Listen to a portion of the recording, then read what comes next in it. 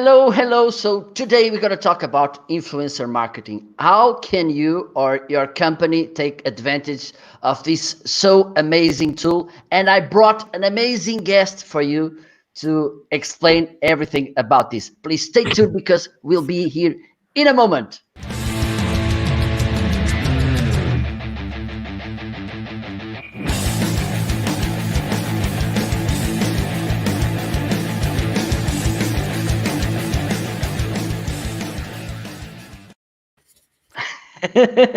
Hello, everybody.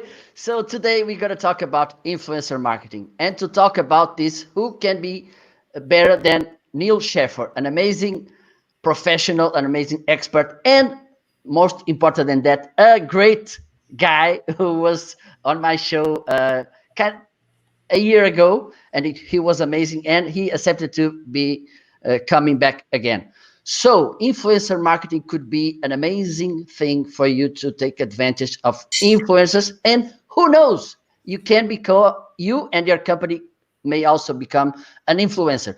But before starting, please let me know if it's everything okay on your side. Let me know where are you located, and if everything is okay. And let me see if Neal is there on the basement. I let him with a cookie and a glass of water. Let me see if he is there. Okay, so there you go. You are here. Hello, Neal. I was rocking out to that guitar. Yeah, yeah. It's. I love that music. It has so many power. It's good to start with rhythm, with power. You have a drum there. No, but I'm a drummer. I have drumsticks in my office, though. Oh, it's nice to take stress away, right? Indeed, it is. Indeed, it is. All right. So Neal, first of all, thank you a lot to allow us to have you on my show again. It's a pleasure. It's an honor. It's so good to have you here. I had so much fun the other show, and it was so insightful. So for me, it's so good to have you here again. Thank you so much uh, for being here. I will ask you. And I want to give you a big hug because we didn't talk before about the what happened to your father. It was I'm sorry, and I want to give you a big hug because we didn't have I sent you a message, but we are almost face to face. So feel hugged by me about this Thank you very because much. And unfortunately I know what this is. I will ask you, even though people, I think most of them will know who you are. I will ask you please to introduce yourself and let's start the conversation, please. sure. Well, my name, for those of you who don't know, is hopefully you figured it out, is Neal Schaffer because it's written like right below me. I'm based in the United States. I am a digital and social media marketing author, speaker, consultant. I teach at a few universities. I just wrote this new book, which is conveniently right in front of me here, called The Age Okay. of Influence. Well, there we go. Which is all about influencer marketing. And yeah, normally I work with companies. So for people, I really enjoy podcasts, live streams, blogging, just to be able to share what I learned from working with companies, so that people, small businesses, entrepreneurs can take advantage of it. And that's who I am in a nutshell. Absolutely. And I think you make it so short that some people may not believe that you are an amazing guy who is on the biggest congress in the world about marketing, and you are almost in all of them, which is amazing. So I think it's one of the things you talk more often is what influencers are teaching to marketers, because I think you talked about this lots of times, because influencers brought something to the table, and marketers, most of them doesn't bring that. What could it be? Wow. Well, here's the thing. And I think the way to look at it, as I'm trying to adjust my chair here, sorry. Okay, no problem. There we go. Okay. Much better. Okay, there we go. So I think that's at the end of the day, okay, let's take the example of Instagram. And when you look at images in Instagram, if you follow any companies, it's pretty easy to see which images come from people and which images come from business. Because businesses like to talk about themselves. They like to talk about their products. People talk about their lives. So just, it's funny because I tell people when we look at like who are influencers to younger generations, you have YouTubers, you have TikTokers, obviously you have Instagrammers. Any business could have done this. Any business could have had an employee. They could have had, Coca-Cola Ninja be the big gamer, anybody, but they didn't because they lacked the creativity, they lacked the authenticity, they lacked the transparency, they lacked the relatability. At the end of the day, I've been saying this for like a decade, but it truly is more and more today that social media was made for people, not for businesses, right? So we're coming back to where if you want to make traction in organic social media, because the promise of organic social media was inciting word of mouth marketing. The fact that you'd have a fan page and your fans would see your content and engage, and then friends of fans would see that and everything would go viral and it would be magical. And it just does not happen because social media is pay to play, but the people that are getting authentic engagement are influencers. And it's not just people with 1 million followers, right?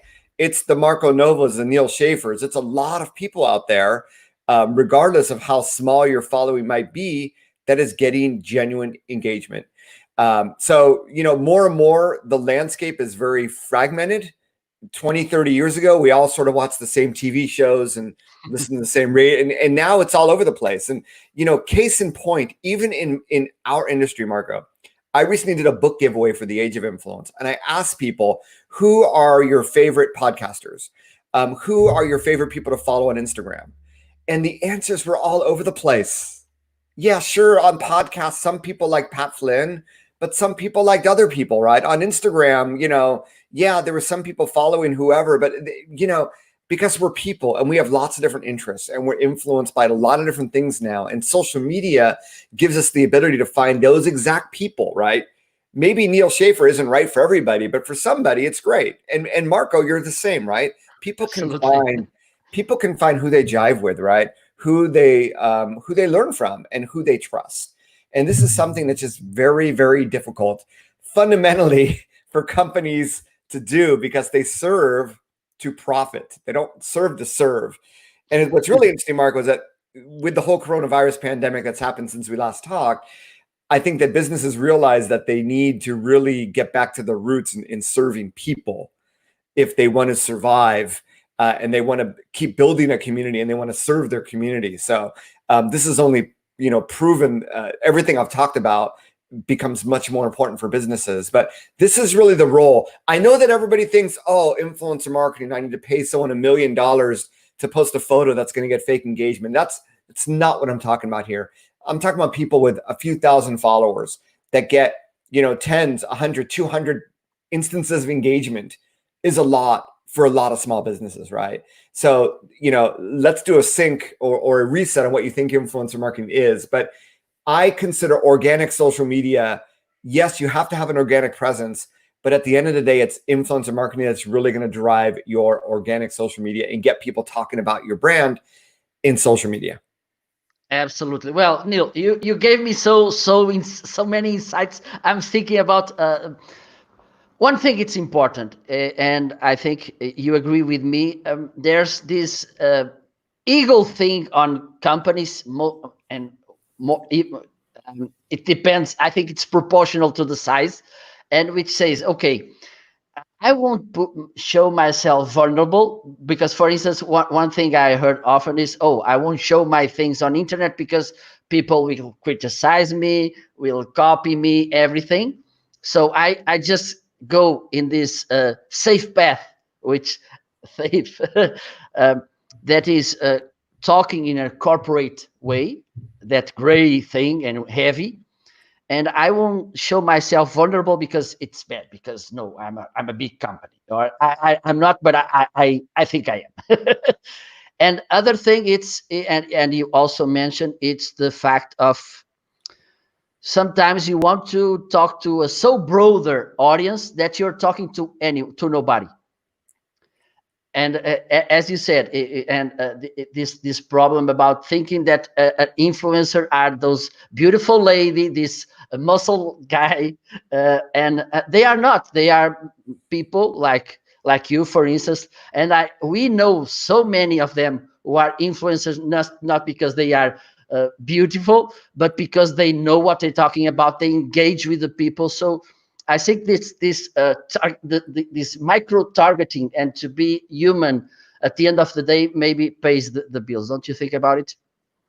Absolutely. I think what's really interesting, not just the pandemic, but with Black Lives Matter,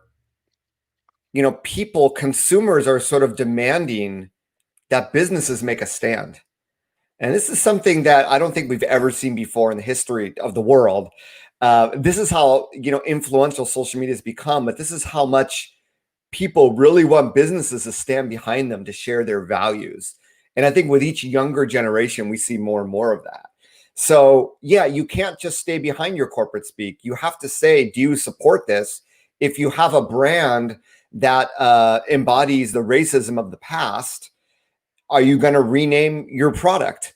That we've seen a lot of major brands have to do. So, we live in interesting times, but those trends that I talk about of, trust in people, relatability, these are only going to grow with time. So I think, yes, definitely that corporate conservative, it's safe to say, oh, here's a new sale, or here's a new product. But you're not speaking with people. And at the end of the day, your content does so bad that organic social media is even worse for you. And then you have to spend money on advertising, right? You go to a social media conference, it's all about Facebook ads. That's not social media. That's paid media. That's advertising. And so social media then becomes just another advertising platform for you. And you miss out on the chance to truly connect and engage with people that can carry the word forward about your brand. So it's sort of a vicious circle until you really break out of it and realize that you have to be in tune with your community.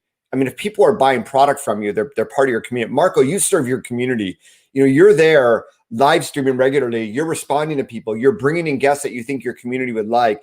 Businesses sort of have to have the same mindset with their social media, because it's social media. It's not email marketing. It's not SEO. It's not content marketing. It's social. And companies they still don't get it. More and more do, obviously, over time. And what's really funny is the smaller businesses, the people that are heavy Instagram users or that are heavy LinkedIn users or Twitter users, they get it. And that's why you see a lot of disruption from companies that do really well on social media, because they're able to leverage that. Absolutely. Well, we have some comments here. Let's Comments. yeah. Hello, Ryan. Nice to see you here.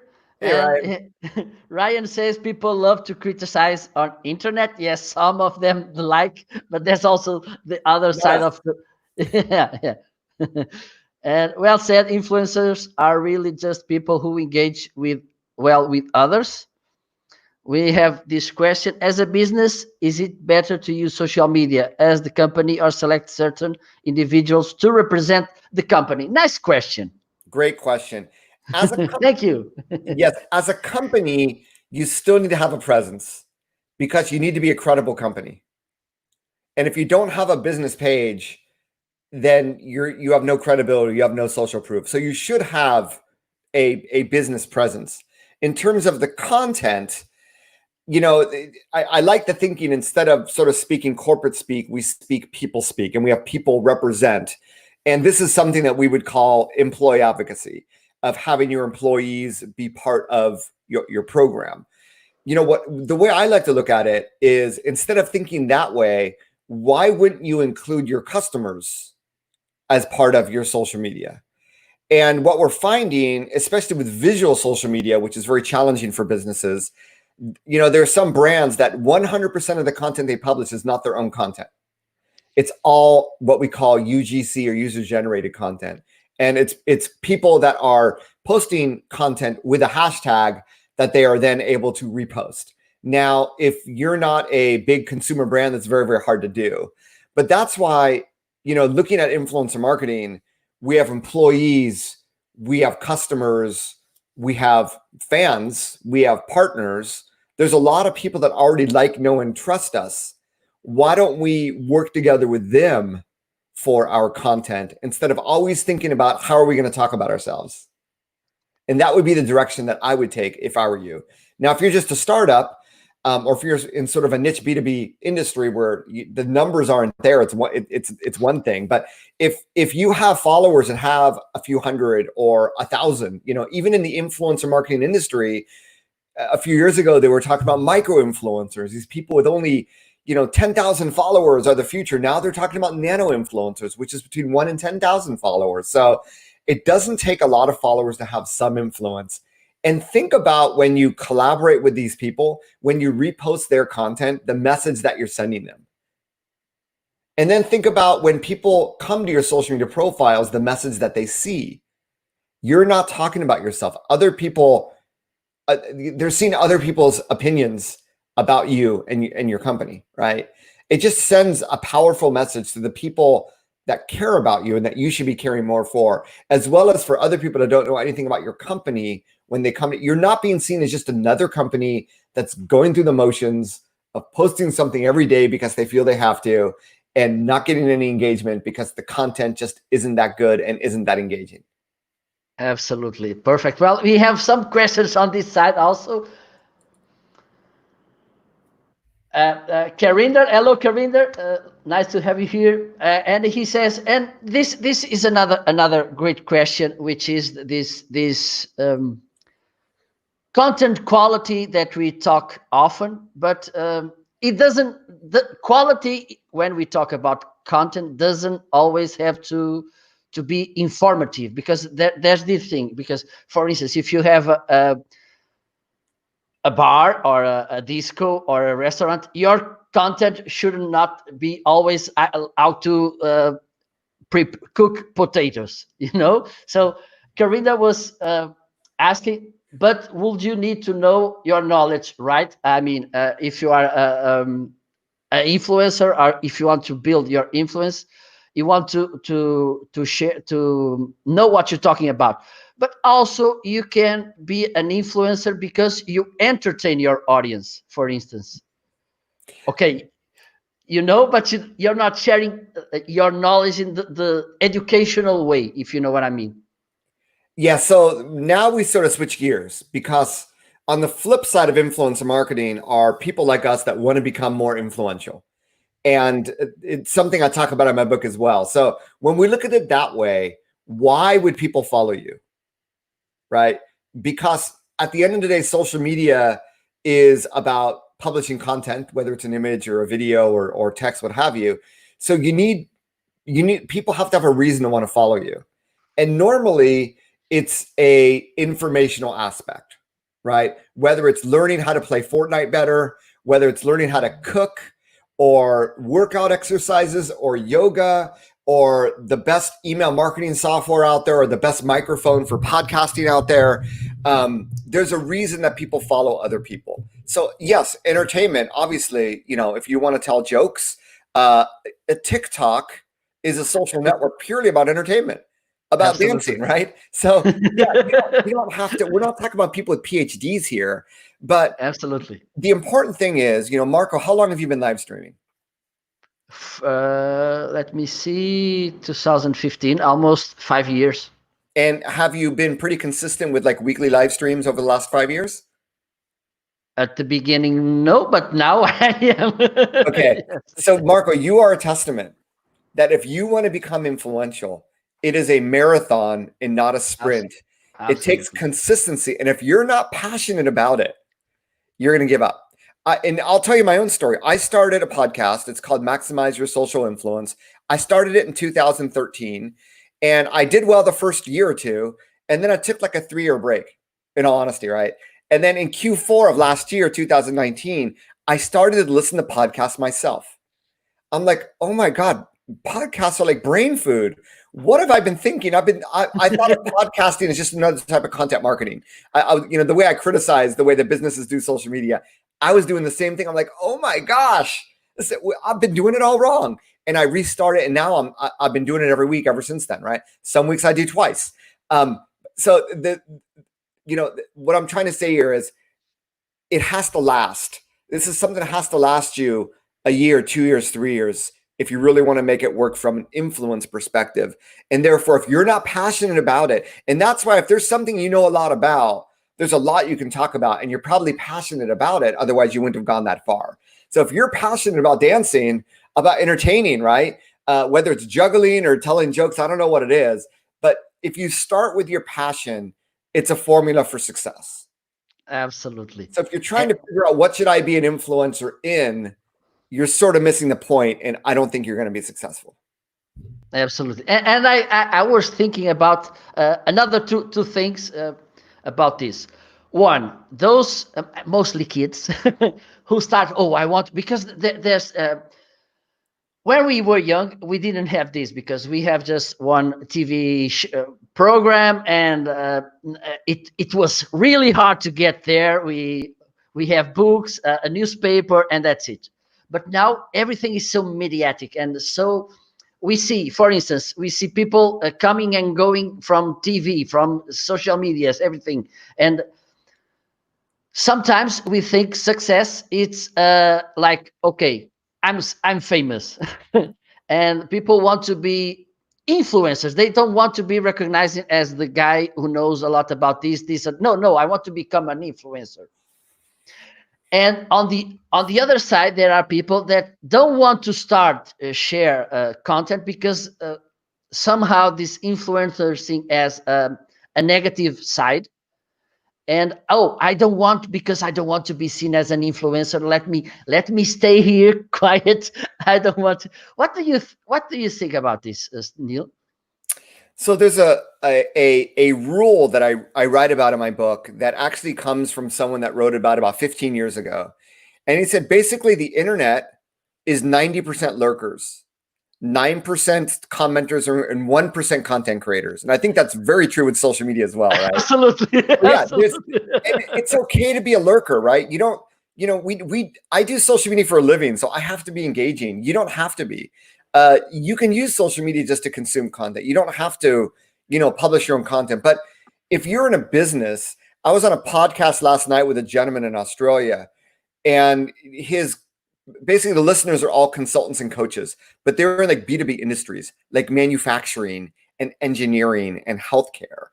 And I said, the thing is, and we see it now with coronavirus, but even before then, the number one thing you can do if you want to market, if you want to get more customers, if you want to market what you do, if you want to leverage what digital is, right? What do people do when we know that people, more than watch TV, they spend time online. So if you want to get in front of people, they're either searching for content, they're reading emails, or they're on social media. So search social email. But anything you do in any one of these things requires content. So if you're not able to share your opinions, share your experiences, answer questions, have conversations, these are all types of content. If you can't do that, then you're not going to be successful to market your business today. And I firmly believe this. You don't have to do everything. You don't have to do email. You don't have to do SEO. But you need to have content. You need to be able to express what you do and how you help people, whether it's text or audio or video or imagery. It is a necessary skill set for the entrepreneur, for the marketer of today. Absolutely. And there's this thing about content that for me it's crucial, which is feedback. And I think, Neal, let me know if I'm wrong, but I never wrote a book. I want to. I want to write my own book. But I think that some ideas, if not all of them, will come because of the feedback you got, or just by looking. And Gary V talks about a lot about this, which that the comments are the most valuable source of feedback and new content he has. Don't you think that it's also important to companies and to people who want to become an influencer, whichever it means? Don't you think it is important to be present on comments? Absolutely. Getting back to this podcast yesterday, it was about innovation. So I was asked, Neal, what is your number one tip for thinking about new innovations in your business or in life? But I was really focused on the business. And I said, I always think of new innovations when I'm deeply working with my customers, because they are telling me all the problems, the challenges they have, and that's giving me ideas to find new products and services to serve them, which is the same as the comments, right? Or the mentions you get in social media. Because at the end of the day, we think our content is, focused on this audience or helping this person or provides this advice, but it's just like branding in general.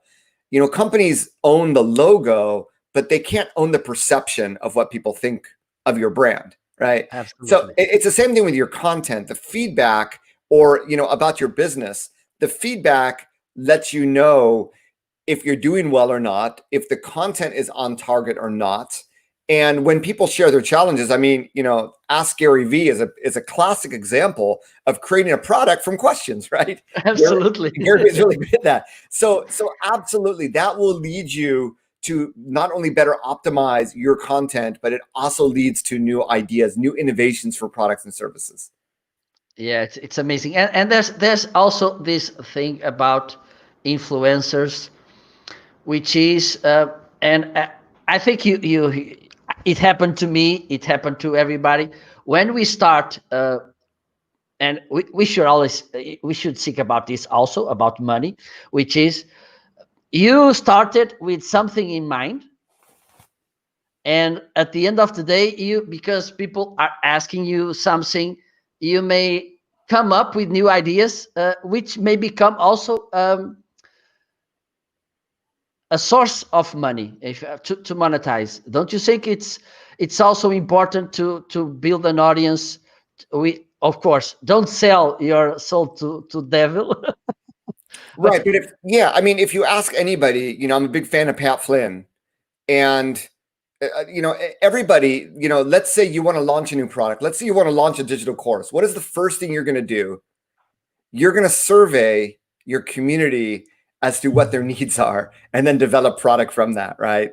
It's just a classic marketing strategy. You have companies that beta test things. Gmail was a beta test for like a decade to get feedback, to try to figure out the best product. You have companies, test market products and services to get feedback to see if we develop this product and manufacture it, would people actually buy it? So, feedback in many ways, whether it's building influence, whether it's, selling products and services, better understanding what people think of you. I mean, it really is the key thing that you need, because you cannot imagine what challenges they have or how they think about you. So it's just an essential part. And social media is great for that. That's what a lot of companies miss out on, because it is easy to have those conversations. It is easy just to be a lurker and listen into what people are saying about your brand and get a lot of insight from absolutely, that. absolutely. Well, I was thinking about this also, this challenge about influencer marketing. I'm sure that you already heard about this. People are looking for those big influencers, those trend influencers, and even though they are to other market, they don't resound with your tone, with your company, with your customers. No, because they are big. Maybe it's good. It's like being on a TV advertising. Well, here in Portugal, still being a thing, being on TV. Oh, look, my advertising on the TV. Don't you think that this problem remains, which is looking for the golden or boy or lady, and not looking for this focus to my target, to my market influencer? Yeah, absolutely. If you want to go that far, why don't you just reach out to a Hollywood movie star? Or why don't you just reach out to a Messi or Ronaldo? Because when influencers get to that level, when they're actually on TV commercials, they're celebrities. They're not social media influencers, right? And that's really what you have to think about here. So if they're not on TV yet they have a lot of followers, then the interests are so broad. So for instance, and I give this case study, when I publish the book, obviously part of my marketing is I am trying to get more people to review it on Amazon. So I could have gone up to an influencer, paid them $10,000. They have 100,000 followers. They hold up the book in a pretty photo. Hey, check out this book called The Age of Influence by this person named Neal Schaffer. It has all this advice on influencer marketing. How many people do you think would respond to that, right? Now, for the same $10,000, let's say, or let's just say $1,000, I can reach out to people that reviewed my previous books. I can reach out to influencers that I've been on their podcasts or that I have reviewed their books. I can reach out to people that already know me or like me or trust me. And I can say, hey, I'd love to send you a copy of my new book. And, you know, if you find it recommendable, I'd love to get an Amazon review. But if not, no worries. I just want you to have the book and hopefully you'll leverage my experience. And for the price of $1,000, I could probably send out 400 of those books. So think which is going to be more effective. And I think with influencer marketing, 5, 6, 7 years ago, it was all about the person with the most followers. So guess what? A lot of people, a lot of companies so we're a talent agency. We're going to become an influencer marketing agency. We're going to bring on good looking people that know how to use Instagram. And we're going to go on a fashion shoot with them over the course of a week. We'll have 20 different outfits from different manufacturers. And we're going to create 1,000 photos and we're going to drip feed them one at a time over the course of 3 years. And we're going to create robots that do auto follow, unfollow, and auto engage. And we're going to get into Instagram pods. And you now have a recipe for fraud, which is what happened. And there's a tremendous amount of fraud in the influencer marketing industry, because if you put the value on number of followers, guess what? Everybody tries to game the system and get the followers. And that's why the micro and the nano influencers especially are so important, because if they were buying followers, they wouldn't be nano influencers anymore, right? And that's the thing. So you can waste a lot of money, at least with TV. With a TV ad, with Nielsen ratings, what have you, you sort of know about how many people are going to see that ad. But with influencer marketing, you don't know. When you reach out to that celebrity on Instagram that has 1 million followers, you don't know how many of the followers are real. You don't know how much engagement is real. And you don't know with the algorithm how many people are actually going to see that content. So if you want to work with other people on social media, you really want to make sure you're working with the right person if you really want to get ROI for that money that you spend, for those reasons. Absolutely. And because you also don't know how aware of your products are the followers, because I was thinking that this is a three-way trust relation, which is the brand, the influencer, and his audience. And if somehow this trust way is broke, everything is gone. And as you said, it's a marathon. And if you don't find the right, as an influencer, if you don't get the right product or service to your following, they will feel betrayed. Yeah, it's funny. There's and as influencers do more and more of this, they start to create a track record. So which can work for or against them. So I'll give you a great example. There's one pretty influential person in the world of social media. I'm not even going to say if they're male or female, but they are someone that were heavily pushing a certain video marketing software platform. And they had a really, really good discount. And they were doing webinars and they were like a brand ambassador.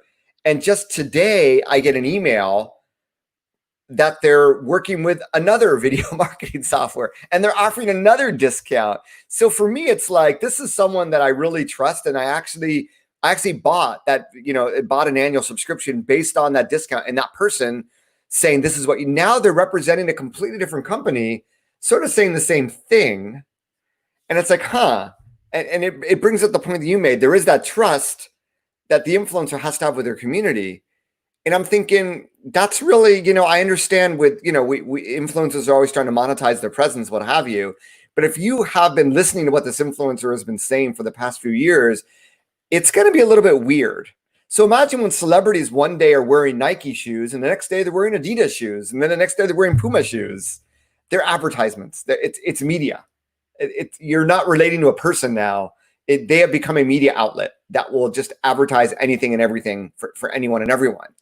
And you lose that value, right? Which is what social media and what, niche communities are about. So yes, and as an influencer, it is a very, very, I won't say you're on a tightrope per se, but it's a very, very hard balance between you wanting to monetize your influence by working with brands, but also respecting the needs of your community and not looking like you'll just represent anybody. And that when you represent someone, it actually has value to your community. So that's really tricky. And it sounds really easy to do, but it's not, as you can imagine. Absolutely.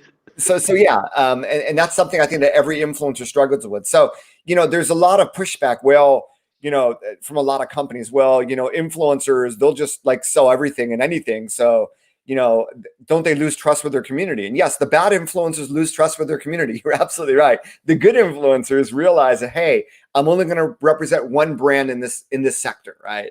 Or if I post every day for 30 days, I'm only going to do sponsored content at a max once or twice a month, and they keep a balance. These are the things that the good influencers do, and those are the ones you want to work with. It's funny, there's all these influencer marketing tools, and I sign up to some that give you like an audit, and it's like, advertising frequency, right? Mine was low and it was in red. Like I'm not doing enough sponsored content, which to me is the opposite, right? If every You're losing money, Neal. You're losing money. so yeah, it's really, really interesting. And I find that, the way I talk about influencers here and in the book is a little bit disruptive to the companies that are used to doing things the old way. Work with people that have a lot of followers. Engagement is everything. They should be doing more. Only want to work with people that do a lot of sponsored content. And so anyway, I think a lot of common sense will do a lot of people really well in this space. Yeah, I know. I understand what you're talking about, because I've seen some people also doing this, because one day they are talking about this company, and the very next day they are talking about the competitor, which is exactly. And brands are getting smarter. They're actually, and I recommend this as well, they're actually creating contracts that's very clear as to what is the company providing, what is the influencer providing. And there's a lot of non-competes that you will not work with another company in this industry for a year. And I think that's very fair if it's a good deal for the influencer. And I've signed some of those as well, working with some pretty big brands. So that is one way to fix that issue. And businesses should be smart when working with influencers, especially when you get out of those people that don't have brand affinity for you. You don't know what's on the other side, right? So that's where you need to be really careful, I think. Yeah, and also a thing that I don't know if you've seen, but here in Portugal I've seen, there's these influencers that they started by talking about something, and then they want to go in other or in a broader way, if you know what I mean, and they start talking about things they don't know what they are talking about. They are making some there's this also because there are so many people who believes them as like they are a holy voice, and but there's, because some of them talk about health mostly. I think it's when things go to health, they are in a very sensitive field. Your thoughts on this, because how can we understand as professionals to avoid to educate people to not to pay more attention to this problematic, because for instance people want to we are in an age of image, so people want to look beautiful, look slim, look fit, and some influencers, just because they make some some exercise, they will become personal trainers. Yeah. How can we avoid this? Yeah, at the end of the day, if people will buy from you, that's awesome, right? But the way that you build influence is normally around what we call niche. So for me, my first two books were about LinkedIn. So I was known as sort of the LinkedIn guy. This is like 10 years ago. But I realized the needs of businesses went beyond one social network, and I needed to work with all of them. But I wasn't talking about my experiences with Twitter and Facebook at the time until I had more experience in actually working with them with businesses and finding insights and being able to share those. So I think it's common that, and I also see with a lot of people in social media, they start with an Instagram podcast. Then they start talking about, well, if you want to be successful, you need to have a lead magnet. You need to get people on your list. And then they start talking about click funnels. They start talking about like website design. And it's very interesting. But the fact of the matter is that there's riches in the niches. But once you get into the niche, you can leverage your community by going broader and broader and broader and introducing them to more and more things. Now, it's really interesting. There's an author in the marketing space who all of a sudden is selling branded masks, for coronavirus. That to me is a little bit bizarre. But for Pat Flynn beginning with a podcast and now doing a course with email marketing, to me, it's a natural fit because I subscribe to his emails. Obviously, he knows what he's been doing, and he's been very successful over the last decade. So, branching out is natural. Once you have your product, it's almost like when I used to work at a semiconductor company before social media, really before the internet. But we would sell to all these different manufacturers, and maybe in each device, let's say in each fax machine, they used $1 or $2 of our product. We'd always try to sell more product so that with every fax machine, we would have a bigger footprint. We would get more money. We'd get $3 or $4 or $5. So I can understand if you have a community of 50 people that are paying you $10 a month for something, if you can offer them additional products and services to get an additional $10, $20, $30 a month, that's a recipe for success, because everybody forgets that it's much easier to sell to an existing customer base than to try to get new customers, right? So I get it, but it has to be done in a way that, people can see through BS on the internet. So if you don't have that experience to be able to talk to, it may work against you and you may lose credibility. On the other hand, Marco, what's really interesting is that, there's always newbies. There's always beginners. Absolutely. There's always people that have never seen a personal training video. They're seeing one for the first time because of coronavirus. They follow you and they love it, right? So I never sort of second guess people. And in fact, if you're into SEO, when I look at what do people search for related to digital marketing, I'll never forget, like 7 or 8 years ago, I did this for LinkedIn. And like, what is LinkedIn was like the number one. Well, it was in the top 10 of what people were searching for LinkedIn. I'm like, that's so stupid. Why? Everybody knows what it is, but I wrote a blog post. It got amazing traffic for a few years. And so you can never, I think as content creators and influencers, sometimes we do need to dumb down things for a broader audience. So anyway, so Marco, the conclusion is there's a lot of different ways to look at it. From a business perspective, branching out makes sense, but you just got to be authentic. You have to have experience to be able to talk about it. And you know what, if you're a newbie, it's like, I sell yoga gear and everybody asks me about personal fitness and I'm starting my own journey. And this is the first personal fitness video I made based on a routine that I created after watching all these other videos. Let me know what you think. Now that is a great way to do it. Rather than saying you're the ultimate expert, bring people along the journey and say, hey, I'm just starting. And maybe some of you are too with coronavirus. Let me know what you think. I'm going to develop a series of videos based on my own experiences. I'm a newbie. I'm not, I'm not some famous person out there, but it's something that's really important and that you've told me is important. And let's do this together. That is a recipe for success right there. Absolutely. Well, because that's it. Because that's this problem, which is, oh, I won't start because I'm a newbie, for instance, or I know, for instance, let talk about our example. Why should I talk about this if there's a Neal Schaffer talking about this? Because Neal, for instance, is talking to another audience, which is in a more advanced stage of the knowledge. Because, for instance, Neal doesn't speak Portuguese, so I have advantage on that. Absolutely. And there's another thing, and Neal, for sure, because you are writing books about social media, and you are friend to people who are writing about, well, if not the same topic, around the same topic, and you don't see them as competitors. I like to give my way example, the song. For me, the best way, the best singer singing my way was Frank Sinatra. Of course.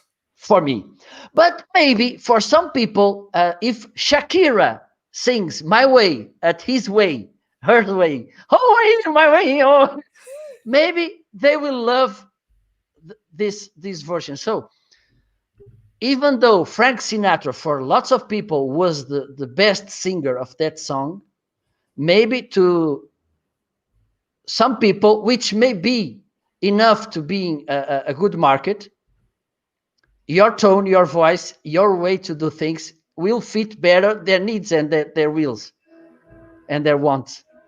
Can you hear the audio? Yeah.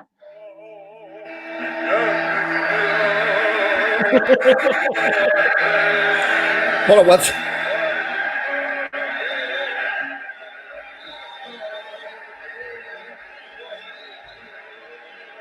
One more second.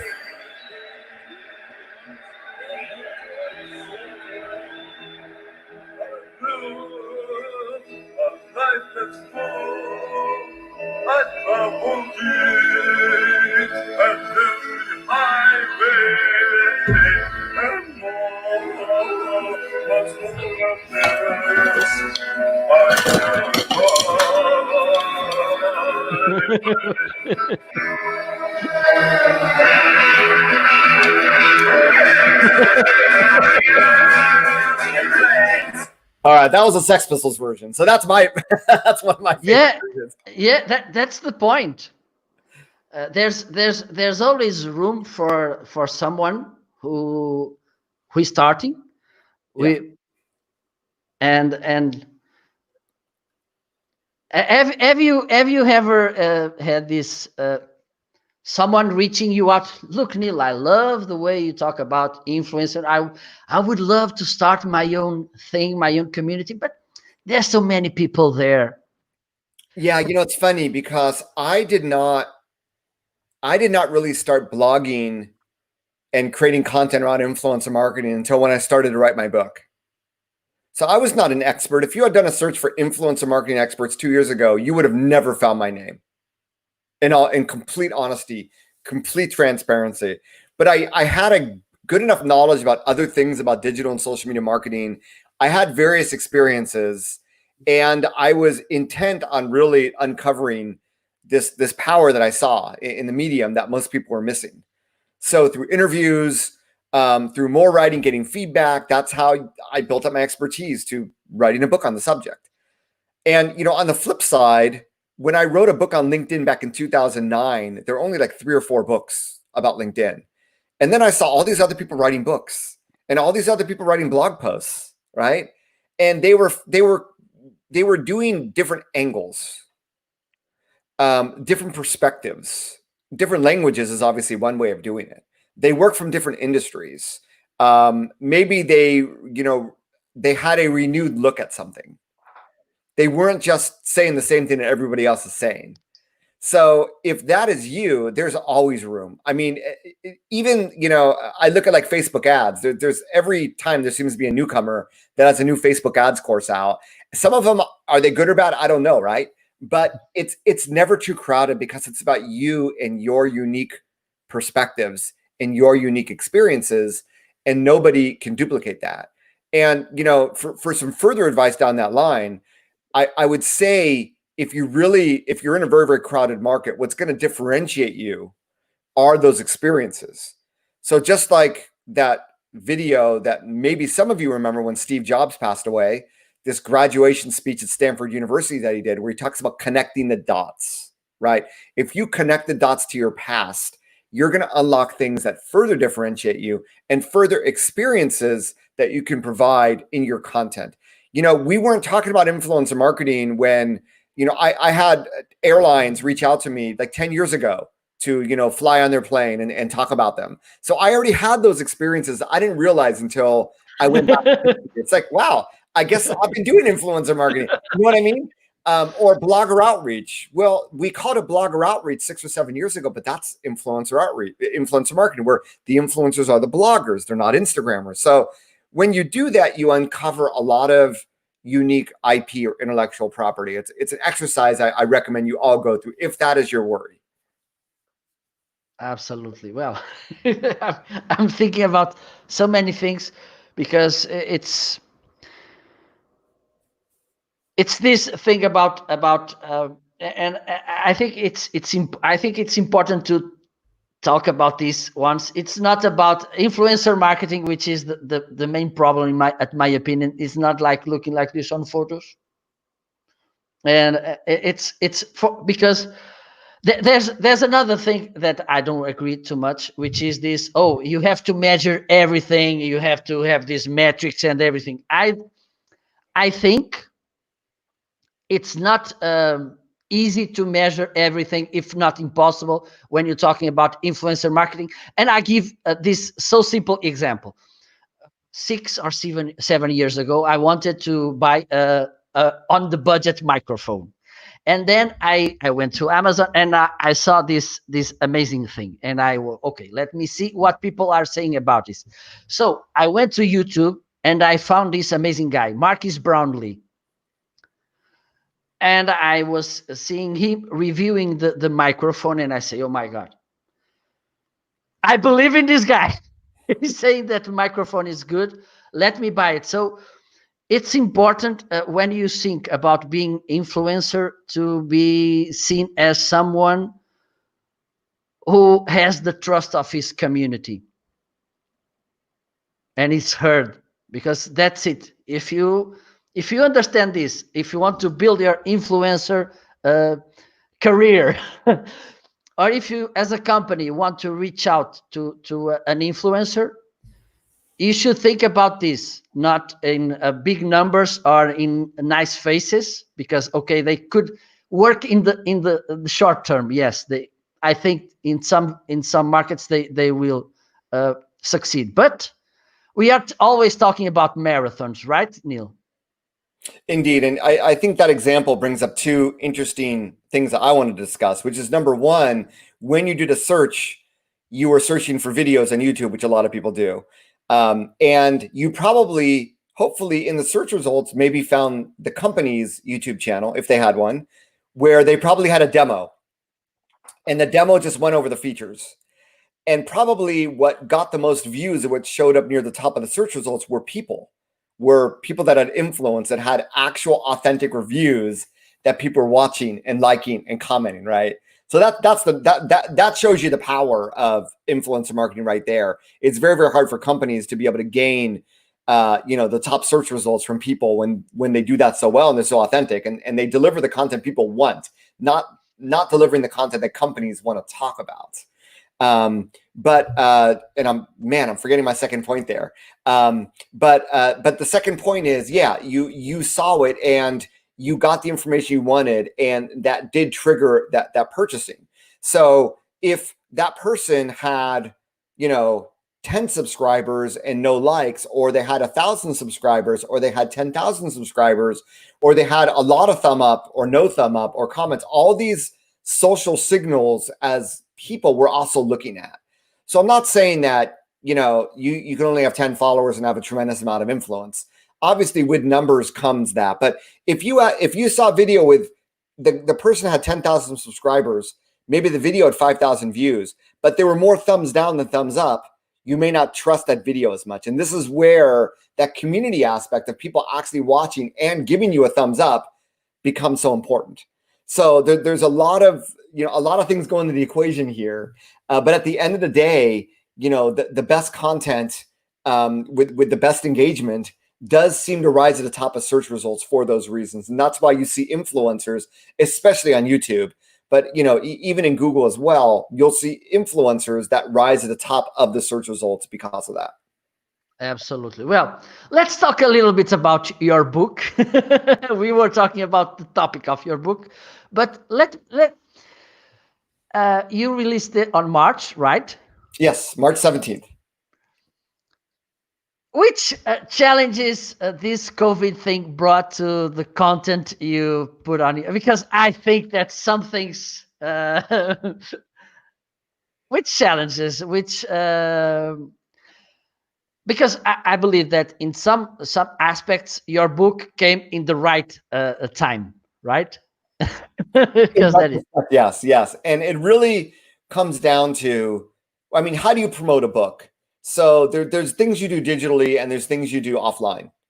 You do book tours, you speak. So in May, I was supposed to speak in Belgrade, in Serbia, as well as in Mexico City. Those obviously got delayed, or they're not canceled. They're postponed to the fall, hopefully.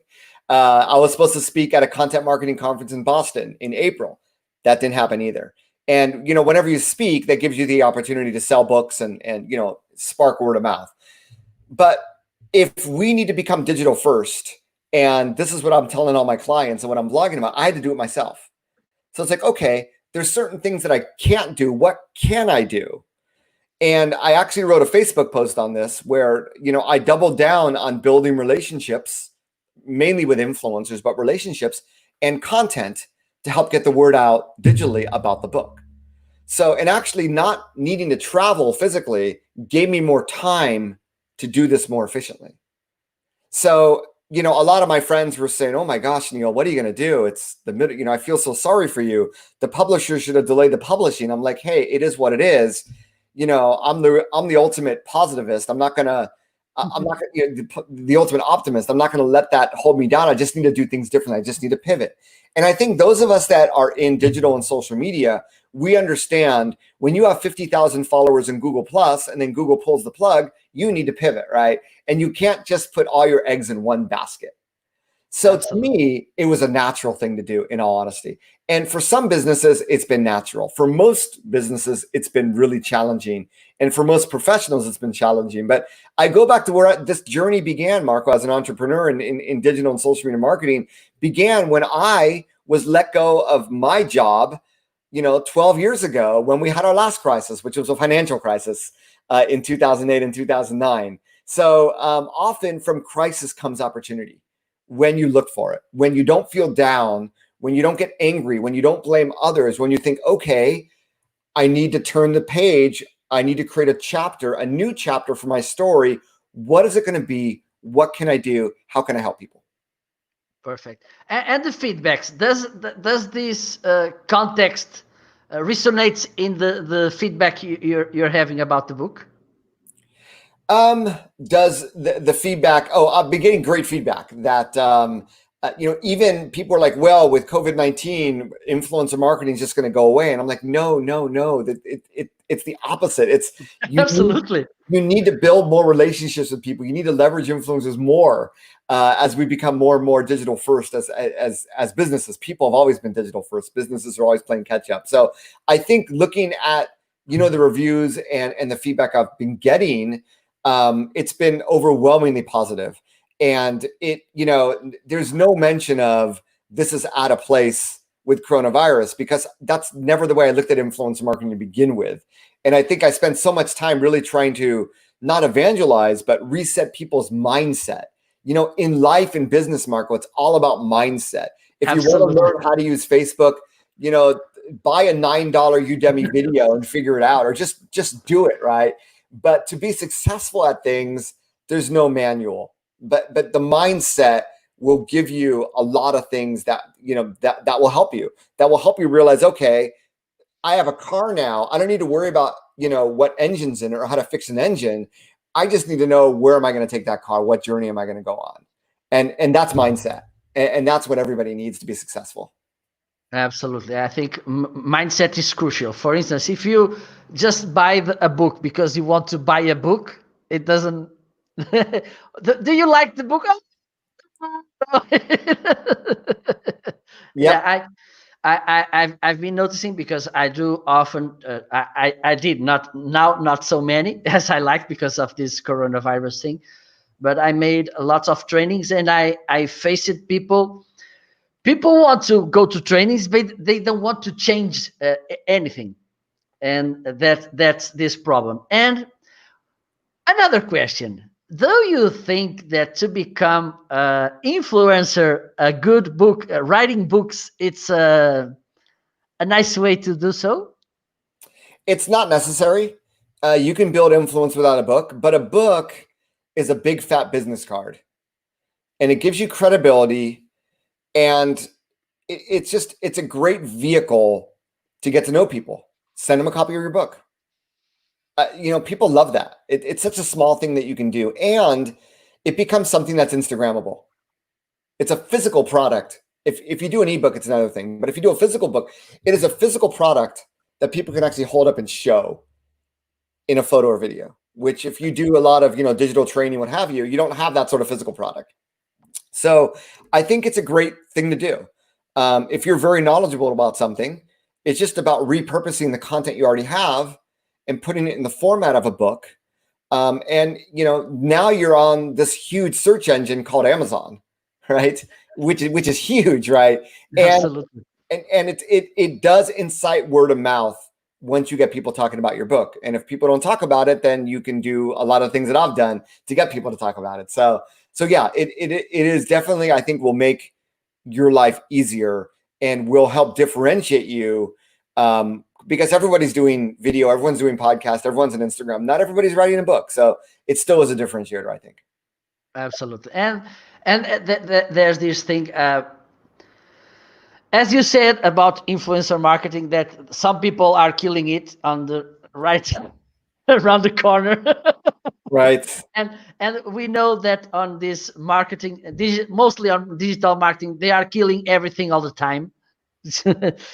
And it's happening the same with books. People are saying books are dead, video, but I think I can talk about this because everybody knows I love video, but a good book is a good book. Having the paper, and you can write it down, some ideas, underline that I think there's always place to a good book. Well, it allows you to go into a certain depth about something, right? Now, if you don't want to give away the secret sauce, that's fine. But even, I was talking about ClickFunnels, Russell Brunson, a book is his lead magnet, right? Absolutely. He'll sell it for free. Yeah. So, it's, similar to a podcast, which if you do it right, gives you the chance to interview a lot of cool people. A book can do the same. Hey, I'm writing a book. I'd love to interview. People love to be included in books. So it is a great networking vehicle as well if you decide to use it in that way. Perfect. Well, Neal, we are coming to an end, my friend. If you can wrap up this, the importance of influencer marketing, and give us 3 key ideas, which will they be? So idea number 1 is that in digital and social media marketing, there's a few different things that you can do. We're actually quite limited in what we can do. Everything really falls under, having a website or app, right? The SEO of appearing in search engines, the email marketing and marketing automation, the content marketing / blogging, the social media marketing, which is either organic or paid, or influencer marketing, which is leveraging other people in social media. So it's one of these 6 sort of pillars of activities, of strategic things you can be doing. Have you been doing that 6th part? Because a lot of businesses haven't, or they've only seen it as a campaign, not in terms of a long-term investment. So that's the first thing, is to really, where are we spending money? Where are we investing money? How can we better align it with what's useful today and what can provide a great ROI? So that's number 1 is that. Number 2 is really redefining who is an influencer. Look into your customers, your partners, your employees, your email database, your social media followers, people that talk about you on social media. Find anybody that has over 1,000 followers in any given social network. That is an influencer that already has some brand affinity with you, that already know, like, and trust you, and start a conversation. We're looking to build a program. We want to build a brand ambassador army. How can we work together? And I think from that, you're going to get lots of ideas.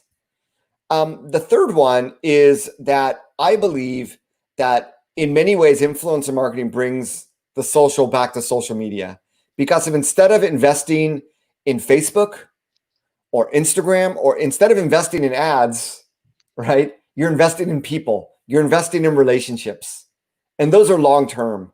that deliver ROI every time they mention your company, every time you do something which they like, which if they're a fan, if they're a customer or an employee, there should be lots of things they like about you. So it is a completely different paradigm. And I do believe that that is, businesses exist before the internet because of word of mouth. And even with the internet, word of mouth is such a critical component. The only way to get word of mouth is through relationships. And influencer marketing is the way to begin developing those relationships that are going to deliver business value year in and year out. Yeah. Keep it conversational instead of transitional. Well said, my friend. Perfect. Well, Neal, we reached the suggestions of the guest, which is I want you please to suggest a professional that you think that people may follow, a book, a habit you have, a tool, a movie, and a TV show. Oh wait, one of each, or any one of those? Yeah, one of each, please. Oh wow. If Okay. Let's see here. Okay. So looking at my bookshelf, if you are an entrepreneur, and this is something that we talked about, of getting customer feedback to see whether or not you should develop a product or service, you should obviously know about this book, Will It Fly by Pat Flynn. So that is my book. TV show. I am currently binge watching The Walking Dead. And I know it's been around for a while, but it is, I watched the first few episodes with my family and they thought it was ridiculous and stupid, but I kept watching it and it's really a compelling, really awesome TV show, which says a lot about human nature as well. So if you've avoided watching it, please watch it. Okay. So we got the TV show, we got the book. What's next? The tool. Yeah, it can be a tool. Well, I'm a big fan of the tool that you're using right now, StreamYard, which if you ever wanted to try live streaming, or if you do podcasts, you're looking for a tool to interview people with that has video, I'm a big fan of StreamYard. So, hopefully I'm not copying you, Marco, but that's well, that's the link for if someone wants to try it. A professional, Neal. There you go. And what were the other ones? I'm sorry. Professional. Oh, professional. Well, it's tricky, I know.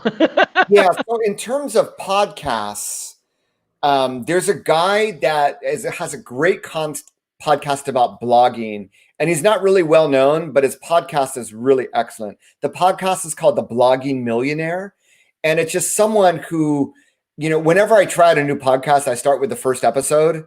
And the first episode was about he had these health issues and he's thankful to be alive. And I wasn't sure where the podcast was going, but it's really a very, very compelling podcast about really strategically blogging.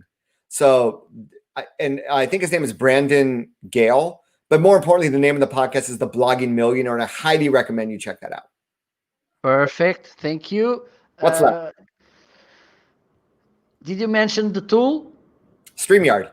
Yeah, StreamYard, yes. Habit. And should be healthy and legal. Habits. Well, let me give you some professional habits. Okay, perfect. Thank you. So I'm big into processes, right? And especially with marketing and PR and branding and for my own brand, obviously with my clients as well. But for my own brand, I have daily, weekly, and monthly processes. And I try to be able to say, you always think, well, every day I want to do this or every day I want to do that. You need to actually put it in writing. These are the things that I'm going to do every day. And then you'll notice some things like, well, I don't need to do it every day. Once a week is fine. Well, those go into your weekly process. And then there's some things at a minimum where every month I do audits of like my WordPress or, SEO or anyway, there's a variety of things I do on a monthly basis. And really putting those things on paper makes it easy for you to stick to them. But you also see, wow, I'm spending 3 hours a day on these things that I think I should be doing every day. That's way too much. I want to limit this to 15 minutes. What are the most important things I should be doing? So you begin to actually fine tune and optimize what you think you need to be doing on a regular basis. and you get a lot more done, a lot more things that you should have gotten. And podcast is a great example. So for me, my weekly process days are Fridays. And for me, Fridays are content creation days where I make sure that my blog post for the next week, my podcast for the next week is all set, right? And if you don't have those days, those processes, yes, you can do batch processing, what have you, but it gets really, really challenging. And you end up going a year or two without podcasting, without blogging, which has happened to me. So I'm a big fan of processes. They have to make sense. You have to measure them, measure how much time it takes you to do these things. But that's where you begin to find a lot of ROI over time, because it is a marathon. And without the processes in place, you run out of breath, you run out of water, you run out of whatever. Yeah, that I love also to think about the framework where I can save time, because I say this all the time. I want to make the most with the less. Absolutely. It's important. And to end, a movie. A movie, Yeah. I don't really watch that many movies. My favorite movie, probably my favorite movie of all time, is a movie called Ferris Bueller's Day Off, which it's like a Gen X movie. It came out in the late 80s, and it is about a high school kid in Chicago who takes a day off high school. He fakes being sick, and he kidnaps a few of his friends, and they spend the day just having tremendous experiences in Chicago. They went to a Chicago Cubs game. They, went to the top of the Sears Tower, which at the time was one of the tallest buildings in the United States. And, one of the lines from the movie is, if you don't look around and see everything there is to see, or if you don't look around and take a fresh breath of air, you miss out on a lot of life. So I just think that we always have to keep things in perspective, and we need to have a really, really good work-life balance. And that movie was for me, I always go back to that in terms of like work-life balance, of being able to always smell the roses and see the beauty in life and experience the things that we should be experiencing. And there's so much, just by taking one day off of work, there's so much joy in living that we can experience. So that's the movie I recommend that you all watch if you've never heard of it. Oh, perfect. Well, it's an amazing way to finish the show.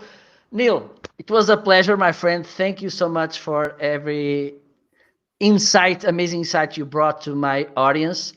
I'm looking forward to give a deep in your book, because by these days I'm a little overwhelmed. I need to make a slow down and look at your book. Hope this will be running fast and good. And if you want to give some last words. Yeah, there's so much potential for businesses and for people. So I just hope that, this hour of conversation and, tuning into Marco regularly just gives you that inspiration, gives you the mindset to do more, and to be the best that you can be. Absolutely. Thank you very much for you, Neal. It was a pleasure. Thank you for all of you who were watching us now and then the replay. I've been getting DMs about the show, Neal. Well, that's great. I've had a few people reach out to me. Oh, been a big fan. I see you on Marco's show. Please accept my LinkedIn connection request. So Okay. it's been pretty cool to see. Okay, perfect. So hope you did all of you liked. I can say wish you a nice weekend. Enjoy. Do influencer marketing the right way. Start building your own influence based on the most important asset you have, which is you. Okay, so see you around. Thank you very much. Take care. Bye bye. Bye, everybody.